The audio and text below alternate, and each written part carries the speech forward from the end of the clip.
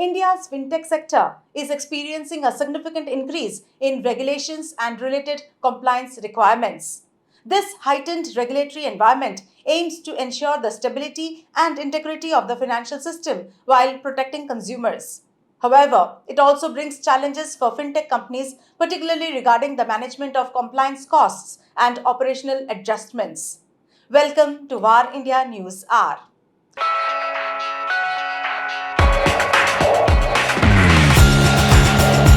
The frequent changes announced by the Reserve Bank of India and the rising compliance costs are expected to drive consolidation in the rapidly growing fintech sector. Industry players indicate that these changes necessitate significant adjustments in their growth strategies. The RBI has introduced new digital lending guidelines aimed at ensuring transparency, protecting customer interests, and preventing malpractices in digital lending. These guidelines require digital lenders to follow stricter protocols regarding customer data privacy, fair lending practices, and grievance redressal mechanisms. The Reserve Bank of India has increased the risk weights for unsecured personal loans to ensure that lenders maintain adequate capital buffers. This measure aims to enhance the financial stability of lending institutions but also imposes additional compliance costs on fintech firms that primarily offer unsecured loans. The rising cost of compliance is a significant concern for smaller non banking financial companies.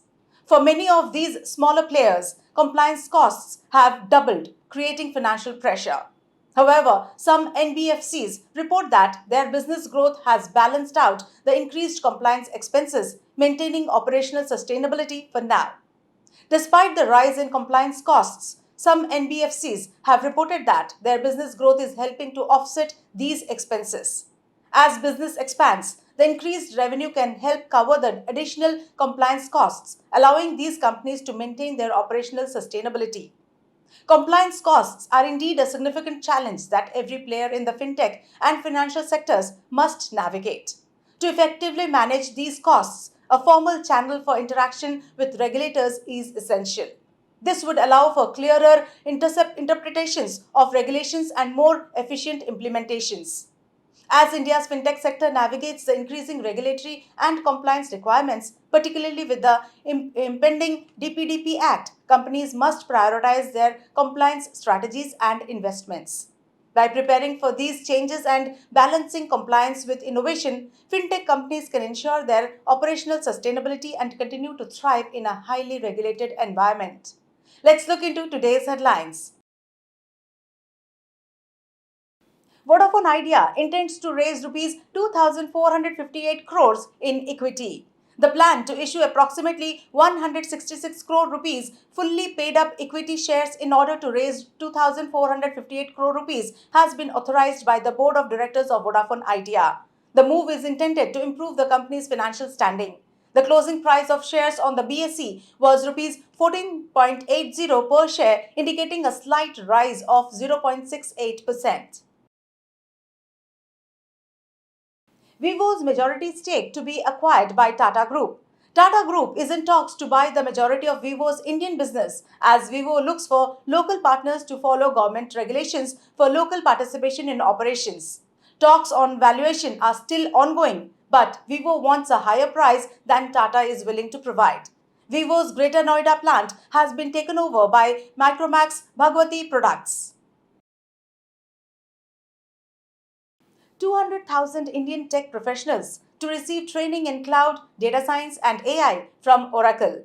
Oracle has declared that it will help 200,000 Indian students receive training in artificial intelligence, cloud computing, data analytics, and other cutting edge technologies. Under the state's enormous skill upgrading project, Nan Mudalvan, Oracle and Tamil Nadu Skill Development Corporation have created a specialist curriculum to give students in the state training that is related to employment.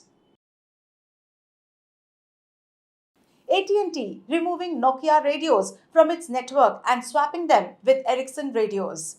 AT&T has begun tearing Nokia's radios out of its network and replacing them with radios from Ericsson. AT&T's Rip and Replace plan asks for the elimination of Nokia hardware from about one-third of its entire national wireless network.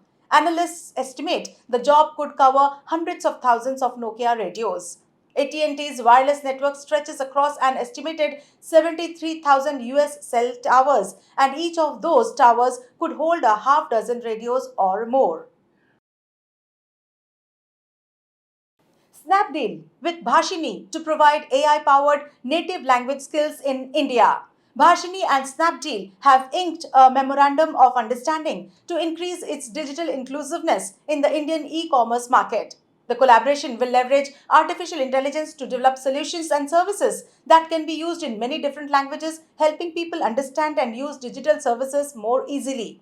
It will cater in over 9 different vernacular languages of the country. The e-commerce platform has declared that it will develop voice-first AI technologies and AI-powered language translation solutions. A particular focus will be on the Tier 3 cities and beyond. That's all for now. Please like, share, comment, and subscribe to VAR India magazine. You can download the VAR India app from Google Play Store and Apple App Store for more news and updates. Stay tuned. Thank you.